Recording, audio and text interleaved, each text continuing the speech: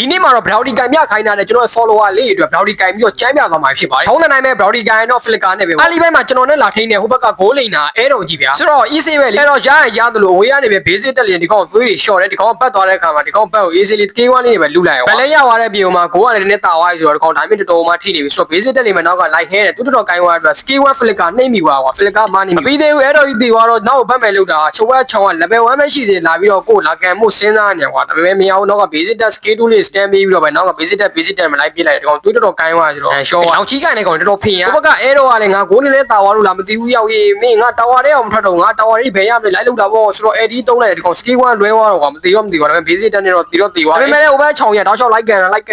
မဲ့ skill 1 3 skill 2တုံးလိုက်တာဒီကောင် short တော့မရော့ဖုံငါမေးလို့တီအောင်ချီးကန်တဲ့ကောင်တွေတော်တော်များများကြက်မပြည့်အဲ့ဒီနေရာမှာဟိုဘက် grand ကြောင့် skill 1ထိပြီးတော့ basic တက်ချက်ပြီး AD လေးကောက်ပြလိုက်တာဟိုဘက် grand ကြောင့် short ရတယ်ကွာဟေးဟိုကြီးကျူးစိန်တိုင်းပြီမပြီးသေးဘူးအဲ့မှာဟိုဘက်ချောင်းရဖင်ဝင်ရတယ်တာမ skill 1နဲ့ဒီကောင် flicker AD ကောက်ကန်တော့မတပည့်ကင်းနေဒီကောင်မှထက်ရအောင်ဒီနေရာမှာ Browdy ရဲ့ time မရကွာမ skill 1ထိပြီးတော့ AD လေးပဲတုံးတော့ဘက် grand ကြီးပြောက်သွားတယ်ရောကြီးဆိုတော့ကင်မစီချင်တဲ့ hero တွေရှင်ခုမှမှာ award ချက်ပေးပြီးတော့မှန်းငယ်လို့ရတယ်ဆုံးလေးကြည့်ပြီးအကောင့် follow မလုပ်ခွင့်တဲ့ကောင်တွေဖင်နူပါစီကွာ